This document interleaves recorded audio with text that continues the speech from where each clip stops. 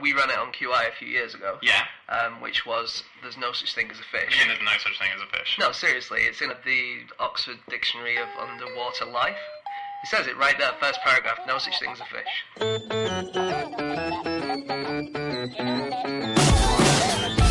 Hello, and welcome to another episode of No Such Thing as a Fish, a weekly podcast coming to you from the QI offices in Covent Garden.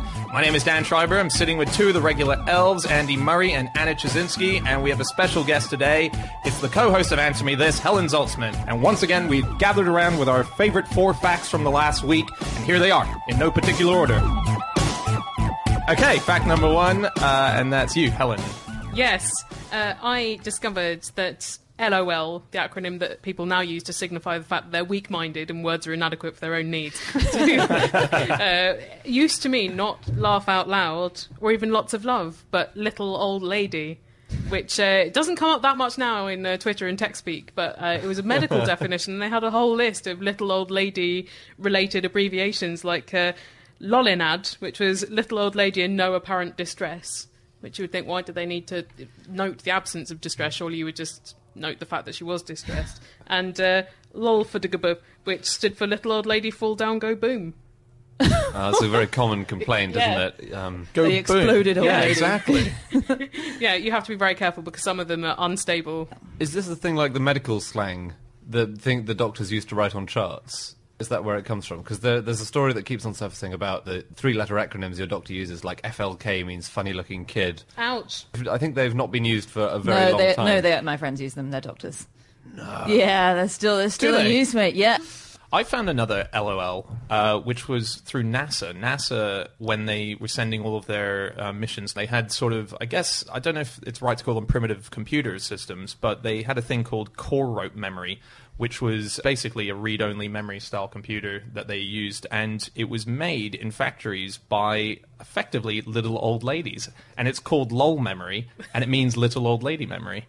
And yet, little old ladies, often their memories are really erratic. You know, they remember childhood, but not things that happened last week. That's literally the worst style of memory you want to send on a mission to Mars. My grandmother was always calling me by one of my brother's names because she just couldn't remember. Yeah. Imagine if Hal on 2001 Space Odyssey was LOL. It was just a little old lady. What's your name? Do you want a biscuit?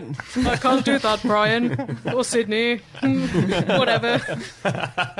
Morse code had a list of official abbreviations written up in 1878. And it's quite funny because you look through them, so it's called the Phillips code, and it's obviously like if you're transmitting in Morse code and you want to speed things up, there are a few things that you say a lot, so he assigned them a number rather than spelling it out. So they're kind of obvious stuff, like 5 is have you got business for me, 22 is wire test, 23 is all copy, 88 is love and kisses. Aww. It's the only one that's like that. All the rest I are think at number unbelievably 88, dry. though, yeah. Yeah. It's a shame it wasn't higher up the rankings. No, it wasn't. Yeah, It also sounds like the most boring bingo callers in the world. Yeah. Number 5, wire test. Love and kisses, that's great. I also was, because this whole idea of finding words that were used for different meanings previously, I read this blog written by Anne Curzon, who's a language expert, and she was talking about how different words and what they were previously used for. So the word guy, to mean a guy, do you know where that comes from? It's not from Guy Fawkes, is it? According to her, yes. Really? Oh, Yeah, it comes directly from Guy Fawkes. Oh, seems too obvious to be It true. does. I think I would have assumed that, and then there was going to be a twisted, weird answer. And then somehow, and it was mainly in America that it picked up, that it just became Guy, but it was off the back of Guy Fawkes, according to her. It's weird that it's in America it picks up, Yeah, given absolutely. that it is a fundamentally British They have no thing. investment Yeah. in Guy Fawkes. And also it suggests that they think all men are merely effigies of humanity. But So to be set fire to. it's true. But it must have been like the original Action Man, I guess, in America. But it was called Guy, so it was just like, okay, this is a guy. This is a Did guy. you And used he's to a man. set and he's fire a to guy. all your action men? No, I'm just saying, Action Man's called Action Man, right? He's not called Mark. Like Yeah. it's an Action Man, and this was a Guy toy. Yeah. You got your Guy toy? What is Action Man's real name? I don't know if Action Man has a name. That is a great That is a question. brilliant question. We're raising more than we're solving today. Yeah. I hope it's something really embarrassing. I Like just- Walter. Yeah. Wayne. Yeah. Javin. Wayne Mann. Man is definitely his last name, yeah. I've got a real name for Action Man. No. Yep. Right. This is in the TV series from 1995, who is a man suffering from amnesia, who is appointed leader of Team Extreme fighting against the evil Dr. X. He later learns his real name is Matthew Exler. Exler. Yeah, Exler. But Not a is good this, name. is this TV series canon in the Action Man genre? According to Action Man Wiki, his name as an Action Man toy is Matthew Exler as well. I learned a good thing of things that other things used to be called while we're in this category. Oh, yeah. So sandwiches, I've been researching, because obviously they're named after, but not invented by the 4th Earl of Sandwich. He was only called Sandwich because his great-grandfather, the 1st Earl, was given the chance to choose a town for the peerage to be named after when he was given a peerage.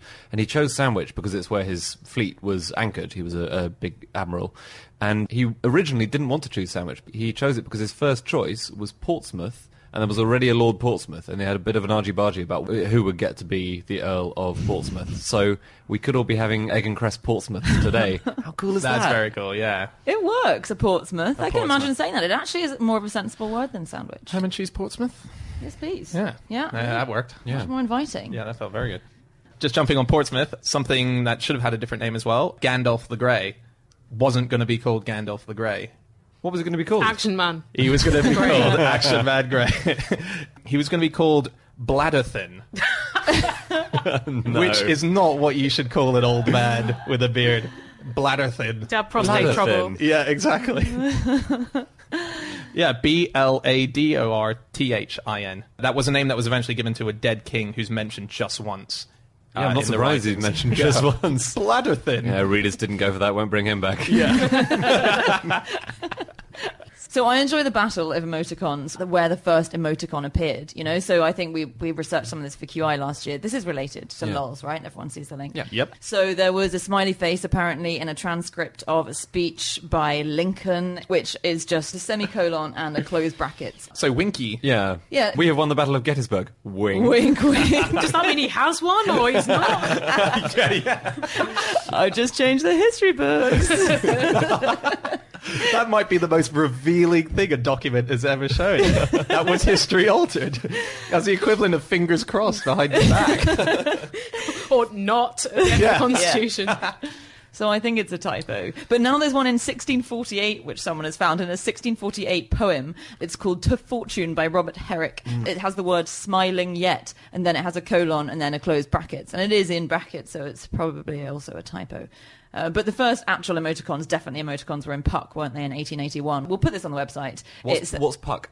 Puck is a humour magazine, a satirical magazine in the 19th century. And so basically it was in a joke about how they didn't want to keep paying cartoonists. So there's quite a funny little paragraph they say where they say, cartoonists are totally overrated, we don't need your stupid, overpaid, overvalued art. We can create art just with our typewriters. And then it gives you a smiley face, a grumpy face, a bored face, and a surprised face below, created with typography. And they're the first Zing. smileys.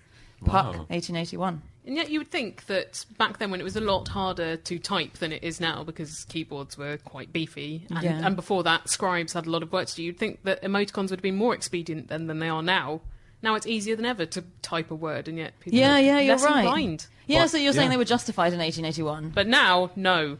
Get over it, people. Yes. Bio tapestry could have saved a big drawing of Harold. Just do a winky face. Actually, originally meant has been shot in eye.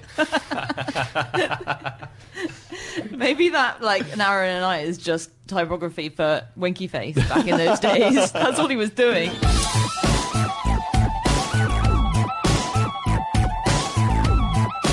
Okay, time for fact number 2, and that's my fact. My fact this week is, according to researchers at Glasgow Caledonian University, listening to Billy Connolly can substantially increase your tolerance to pain. Wow. Right. Is it because after you've listened to Billy Connolly, everything else seems insignificant, or is it that Billy Connolly really distracts you from the pain and makes it feel more positive? It's a positive thing. Okay. It was basically an ice bucket challenge. They put patients' fists into buckets of ice, and they found that when they were listening to Billy Connolly, it actually increased the length of time that they could keep their hand inside there. So it distracted them. It distracted them and it made them sort of enjoy having their fist in a bucket of ice. This is directly from an article that announced the findings of these scientists. It's from April 7th, 2003. So boffins have proved that laughter... Boffins. Boffins opening. So immediately, very much a... Pejorative. yeah. What do these bloody dweebs find out then? Okay. Nerd burgers have proved that laughter really is the best medicine, with some help from Billy Connolly's stand-up routines. A team of scientists discovered that the Big Yin's patter acts as a painkiller. Psychologists compared people's pain thresholds while listening to music, comedy, and doing mental arithmetic. The Glasgow Caledonian University team claims vintage Connolly, only vintage apparently, None of his new none stuff. of the new stuff, increased tolerance of pain by up to 3 times. I completely buy this, actually. It was a 3-year study. The weird thing is that things were different for men and women. So for women, the most effective pain relief was not actually from the comedy, it was from hearing their favourite music. And if you're allowed to choose your own music, that has also a beneficial really? effect on the kind of... There's the gateway theory, isn't it? Is one theory of pain, that by blocking the pain from getting through with another stimulus... Yeah. People could be listening Clips. to this show whilst having minor surgery to take their mind off it. I don't know if our chat about doctors at the beginning is going to get us into hospitals now. In the, I think it was around 1910 or 1915, a woman had a grapefruit-sized tumour removed from her ovary. She had the surgery on her kitchen table, and even though anaesthesia existed at that point, she didn't have any. She just sang hymns to stave off the pain. Wow. Did it work? Were they quite high-pitched? She's dead now. This hymn has gone very high-pitched and shrieky. I guess no, it's definitely in the notes. Yeah, a tip for dentists and people carrying out minor surgery, turn to hymn 454 in your books. Nearer my God to thee. Oh, no, not nearer my God to thee.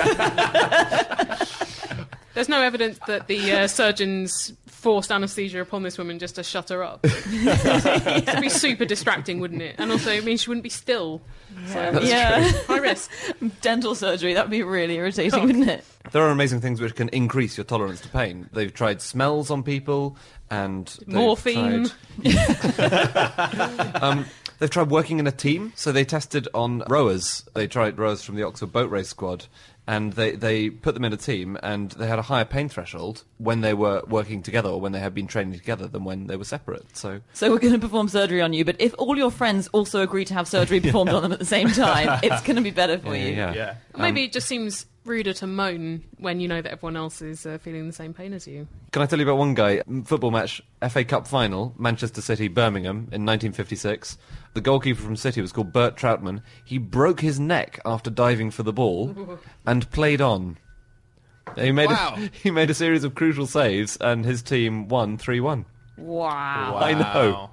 A 2006 study found that people with migraines, people who get migraines, have 20% more sexual desire. There you go. Again, is it to take their minds off it? Probably. There's pain So- killing. It's just wow. about taking your mind off it, isn't it? Yeah. Yeah. Tonight, dear, I've got a headache. Hop on. There was quite a good 2008 study at Stanford. It showed traumatic pictures to its study participants, and I just like it because it sounds like a traumatic study to be involved in, and found that if you encouraged the participants to make jokes about the traumatic thing you were watching, then it decreased their negative feelings about it. And if you encouraged them to make positive jokes, it really decreased their negative feelings about it. So they were shown pictures of, this is the list, ranging from car accidents and corpses to aggressive animals and dental exams. God. But I'm so impressed that the study participants could make funny jokes. If someone says, make a positive joke about that picture of a dead person now, I'm quite impressed they could all do it. The thing is, It's kind of like mock the weak in that sense.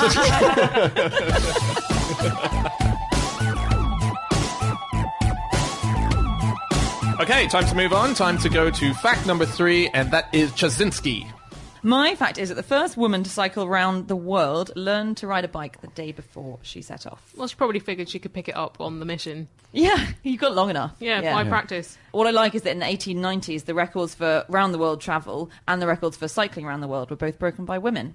Which is quite unexpected. Nellie Bly was a woman who wanted to imitate Phileas Fogg and do around the world in 80 days. Yeah. Did it in 72. So who was this woman who cycled around the world? She was called Annie Cohen-Kopchowski. She was originally Latvian. She was 23 years old at the time, Jewish, married mother of 3 children, lived in Boston, and she just decided she was going to do it. So she was such an amazing character. So she was a real raconteur. She told amazing stories. So it's very hard to know actually what of her story is true and what's not. But she said, you know, I got on a bike the day before, had 2 2 lessons and set off. And she claimed she did this because she'd heard these 2 men in a bar make a bet that no woman could travel around the world on a bike. And so she decided to challenge them, and she was offered a $10,000 reward if she made it, which she did, so she got that.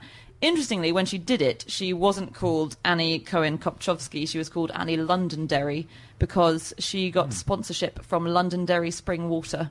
So they paid her $100 to change her name and have their branding on the back of her bike. That's hilarious. It's good, isn't it? Wow, so it dates back a lot. Yeah, so much further than I had realised. Yeah. When you're cycling around the world, what are the rules about crossing water? Could you do the least amount of land cycling possible and just take a boat for most of the way and it's still counted? She did do a lot of boating. You would have to, really, because of oceans. There was a very snarky thing that was said about it when she got back, which was they said she travelled around the world with a bike, not on a bike. Oh, that's good. She was the first woman to travel around the world with a bike. Nellie Bly did not take a bike. Still a record, guys. Yeah.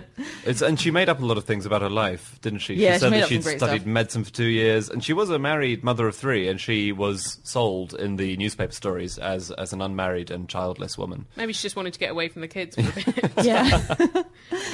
Have any of you been following the progress of Mr. Ballsy, who is a man who, in order to raise awareness of testicular cancer, of which he is a survivor and currently in remission, is pushing a giant inflatable testicle across the United States from Los Angeles to New York? It started on the 3rd of September, so he's done a few hundred miles and he's got 4,000 left to go. Wow. And he's been through some desert, so he's quite lucky that the testicle hasn't punctured yet. Well, he can Yeah. shelter in the shade of it, though, to protect himself from the heat. How big is it? 6 feet diameter. And he's just rolling it along. He's rolling it along.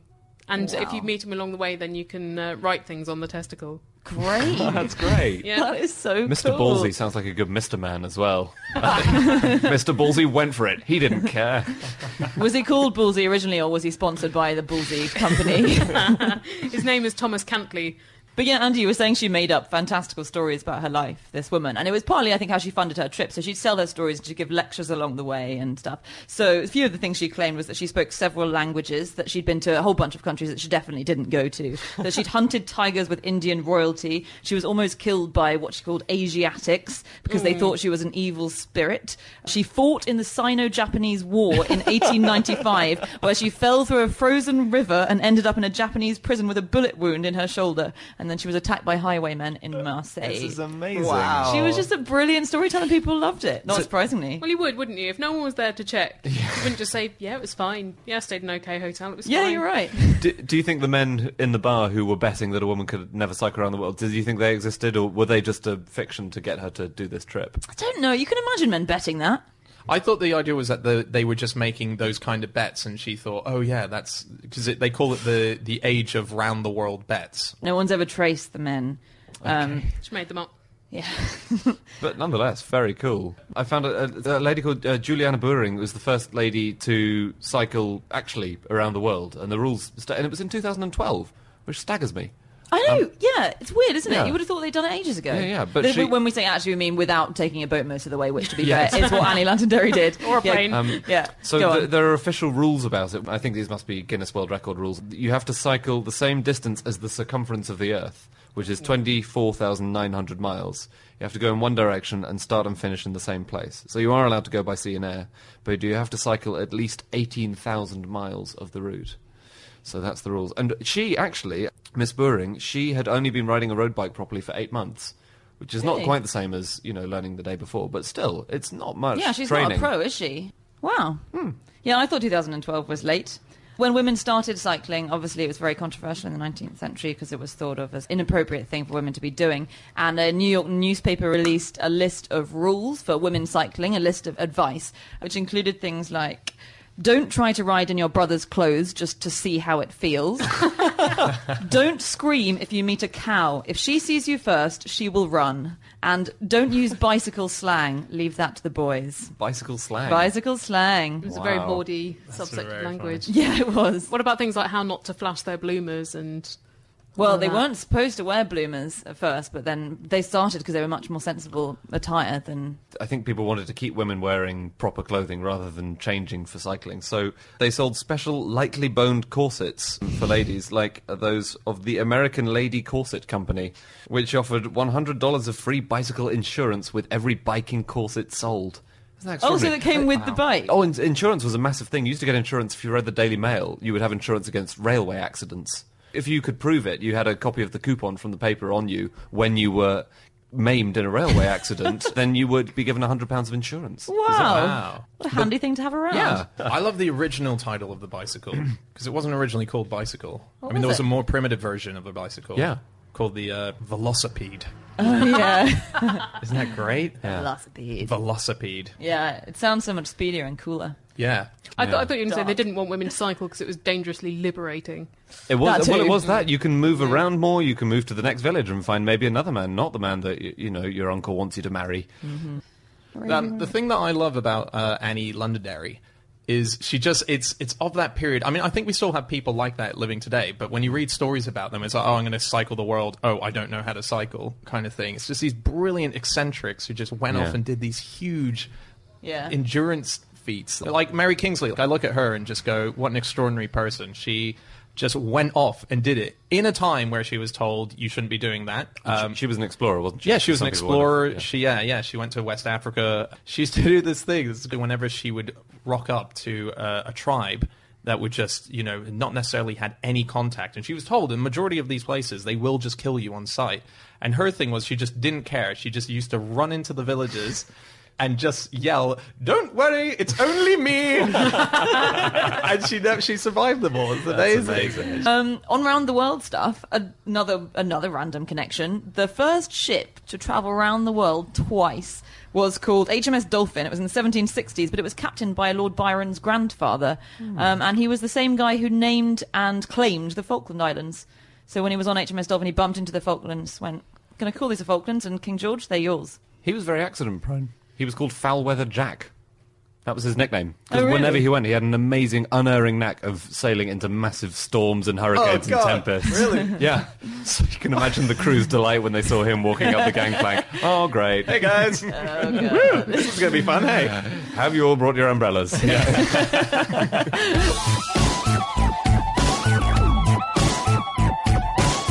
Okay, time for our final fact of the show, and that is Andy Murray. Okay, my fact is, when squirrels are attacked by snakes, they increase their blood pressure so much that their tail gives off more infrared radiation and it makes them look bigger. That is really cool. Just the tail or the rest of the squirrel as well? Just the tail, really. Yeah. I should specify, this is with Californian ground squirrels, and it's when they're dealing with rattlesnakes. Now, rattlesnakes can see in infrared, and so when they are confronted, they heat up their tail, deliberately, they increase the temperature, and then they wave it in the snake's face. To the snake's infrared sensing organs, it looks as though there's a much larger creature there. And when they see other snakes, they don't do it. They do wave their tail around, but they know that The other rattlesnake snakes, can see an infrared. yeah, they know the rattlesnake can see infrared, even though the squirrel can't see an infrared. It knows the Wow. rattlesnake can, and when it meets a gopher snake, which can't see an infrared, it doesn't do it. Just I mean, it waves its doesn't tail. know it can see an infrared. It's evolved to learn that the Okay. rattlesnake doesn't just so Maybe anyway. it's just a coincidence, a happy coincidence. But as Helen says, it's not. It doesn't see a huge animal. It sees a small squirrel with a gigantic tail. Yeah. Is that what was happening? And they're scared of tails? They They're can't be. They're terrified of snakes, for tails. goodness sake. Yeah. They've got their Their own own tail. lethal tails. Yeah. There's a type of squirrel where its genitals are 40% the length of its body. So I wonder whether rattlesnakes Yes. I'm not bothering. and that squirrel can autofellate. Yeah, it gives itself fellatio. Oh, goodness. Yeah. That is a good claim. I again. saw a photo of it, and its testicles are 20% the length of its body, and it's just outrageous. If you see them in infrared, they're twice as big as that. Yeah. these are South African ground squirrels. Someone worked out that if they were humans, they'd have a 35-centimetre scrotum. It's inconvenient, isn't it? Yep. Yeah. On a bicycle, especially. Apparently, in 2007 in Iran, they arrested 14 squirrels on suspicion of espionage. Wow. That's wonderful. So, wait, what were the squirrels doing in Iran?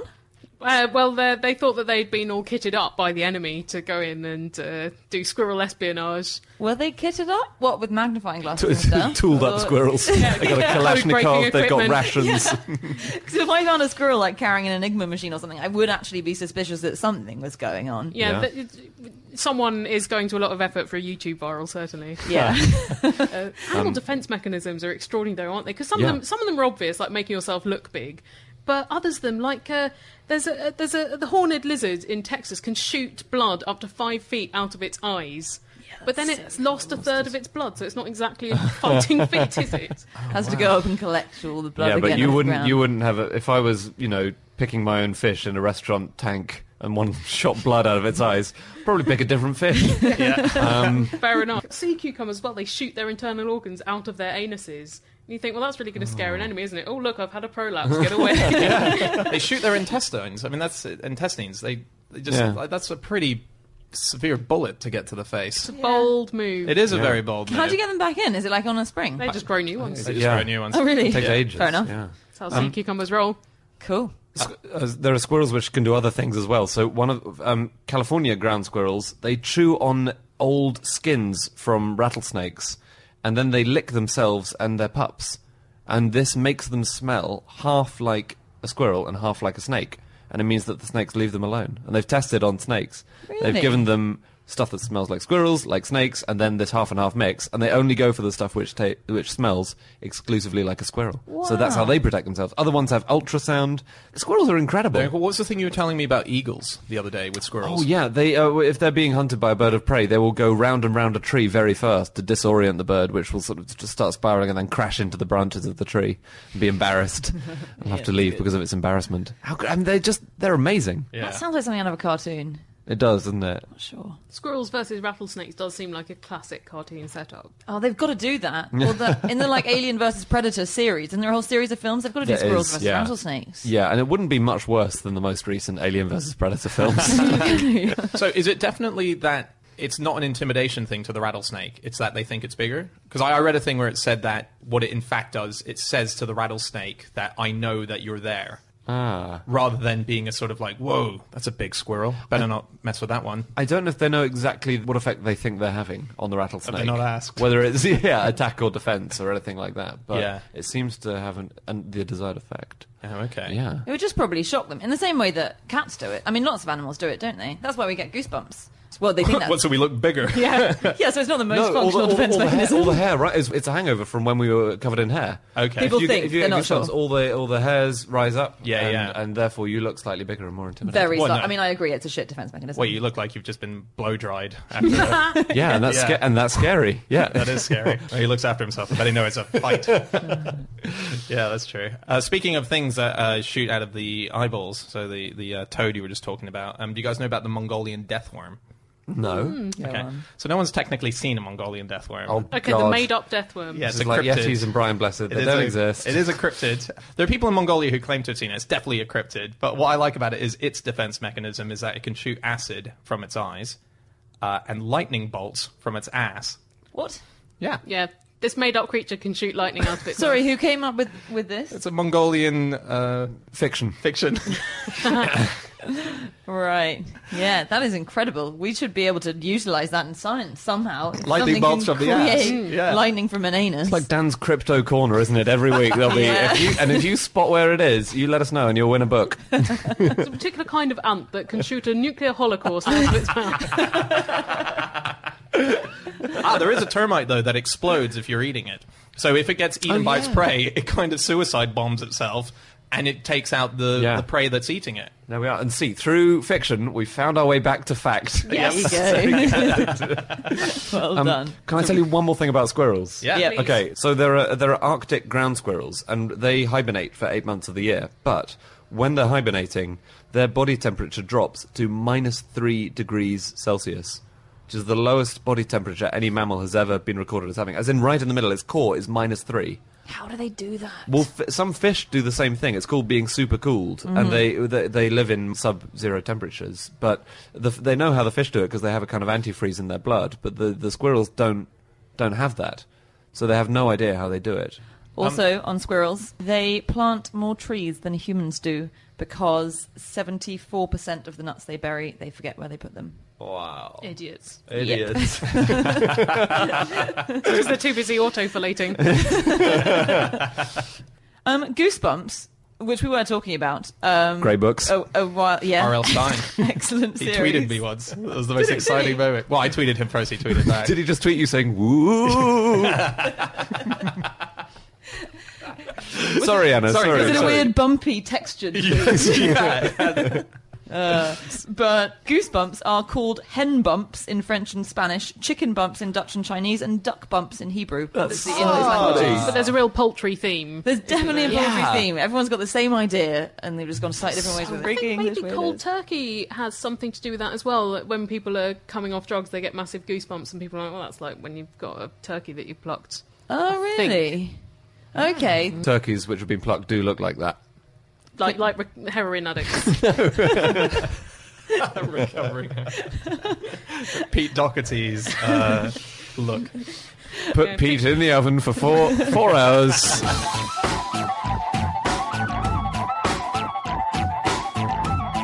Okay, that's it. That's all of our facts. Thanks so much, everyone, for listening to this show. If you want to talk to any of us about the things that we've said during the course of this episode, you can get us all on our Twitter handles. I'm on @Schreiberland, Andy At Andrew Hunter M. Helen. Helen Zaltzman. And how can they follow the podcast? Oh, they can go to answermethispodcast.com for all of the podcast information they want about that podcast. Yep, and Anna. You can email podcast@qi.com. Okay, still not on Twitter. You can also go to our website and hear all the previous episodes that we've done. That's on nosuchthingasafish.com. And yep, we'll see you again next week with another episode of No Such Thing as a Fish. Goodbye.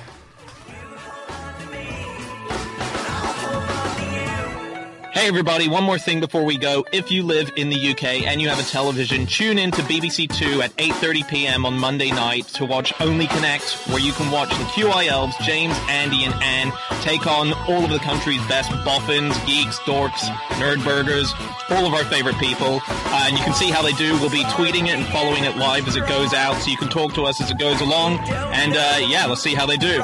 Catch you next week.